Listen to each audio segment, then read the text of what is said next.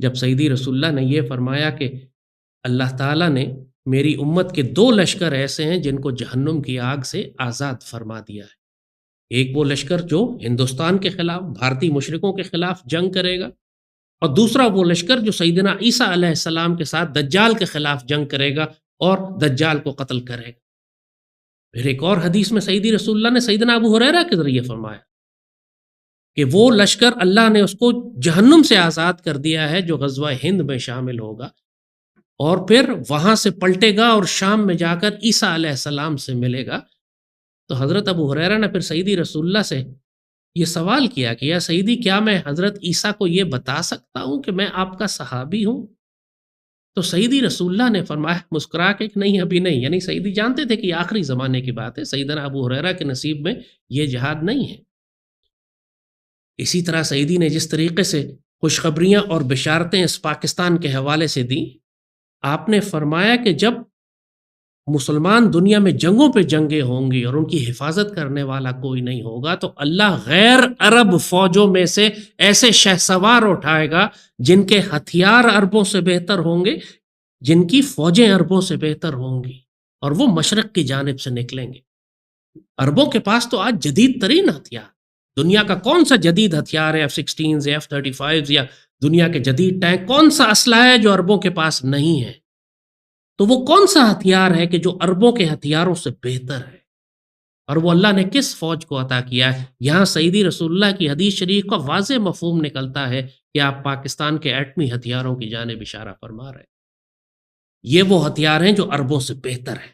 عربوں کے پاس ایٹمی طاقت نہیں ہے، پاک سرزمین کے پاس ہے، اور ہماری فوج اس وجہ سے پوری مسلم دنیا کی سب سے طاقتور فوج ہے جس کی بشارت سیدی رسول اللہ نے عطا فرمائی تھی۔ اور یہ آپ دیکھ بھی چکے ہیں، جب بھی عرب دنیا کو کوئی مصیبت پڑی ہے، 67 کی وار ہو یا 74 کی وار ہو، انہوں نے ہمیشہ پاکستان کو بلایا ہے اپنے دفاع کے لیے۔ عرب خود اپنا دفاع نہیں کر سکے کبھی۔ اگر پاکستان گیا ہے تو ان کا دفاع ہوا ہے، پاکستان اگر نہیں گیا تو وہ مارے گا، جیسے ابھی مارے جا رہے ہیں۔ تو اسی طرح جب سیدی رسول اللہ نے یہ فرمایا کہ مشرق کی جانب سے، خراسان کی جانب سے جب تم رایات السود کو نکلتے ہوئے دیکھو تو اس فوج میں شامل ہو جانا کہ اللہ کا خلیفہ امام مہدی اس فوج میں ہوں گے۔ عربی کی تمام پرانی ڈکشنریز میں سود کا جو لفظ سود ہے اس کے ترجمے بہت سارے بیان کیے گئے۔ ایک ترجمہ تو اس کا یہ ہے سیاہ کالا رنگ، مگر اس کا ایک ترجمہ گہرا سبز رنگ بھی ہے، اور اس کا ایک ترجمہ عزت والے بھی ہے، بزرگی والا، جس کے اندر اللہ نے عزت رکھی ہوئی ہے۔ تو رایات السود کا ترجمہ اگر آپ آج کی جغرافیائی سیاست کے حوالے سے کریں تو سیاہ تو ہو ہی نہیں سکتا۔ خراسان کے جانب کتنے ملک ہیں؟ اگر سیدی نے خراسان کی جانب اشارہ فرمایا ہے یا مشرق کی جانب اشارہ فرمایا ہے تو یہاں ہی پاکستان ہے، افغانستان ہے اور ایران ہے۔ ایران کا پرچم نہ سیاہ ہے، نہ سفید ہے، نہ سبز ہے۔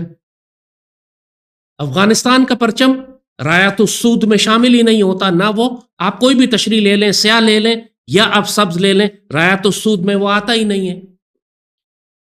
رایات السود میں اگر سبز پرچم آتے ہیں، گہرے سبز رنگ کے بزرگی والے پرچم آتے ہیں، تو وہ پاک سرزمین کا سبز ہلالی پرچم ہے۔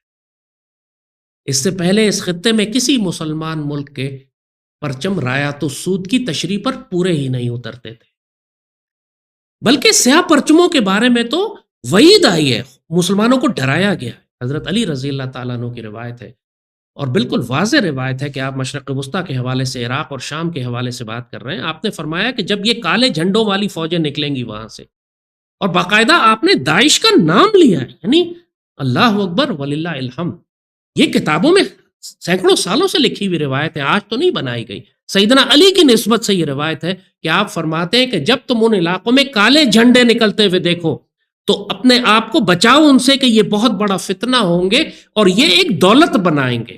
دولت کہتے ہیں عربی میں حکومت کو، گورنمنٹ کو، اور داعش کا مطلب ہی یہی ہے، دولت اسلامیہ عراق و شام، یعنی داعش کا نام ہی دولت سے شروع ہوتا ہے۔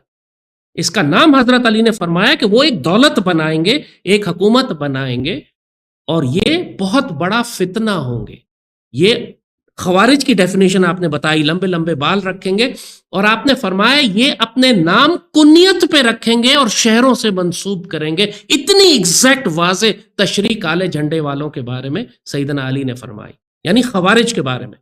جیسے اپنا نام کنیت پہ رکھیں گے، یعنی ابو بکر کنیت ہے، البغدادی، بغداد سے اس کا تعلق ہے، یعنی ایگزیکٹ حضرت علی نے یہ فرمایا کہ وہ اپنی کنیت رکھیں گے اور شہروں سے منسوب کریں گے۔ ابو مصعب زرقاوی، ابو مصعب کنیت ہے، زرقا کا رہنے والا ہے اس لیے زرقاوی کہلاتا ہے۔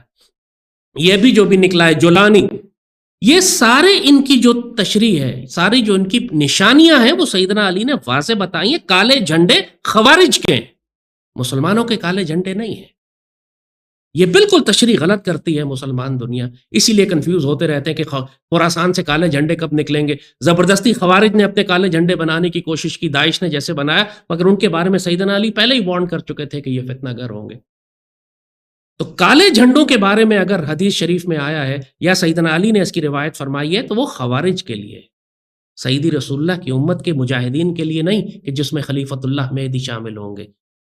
آپ رایات السود کا ترجمہ سیاہ جھنڈے کر ہی نہیں سکتے، اس کا ترجمہ یہ ہے کہ بہت باعزت، بہت بزرگی والے گہرے سبز رنگ کے پرچم۔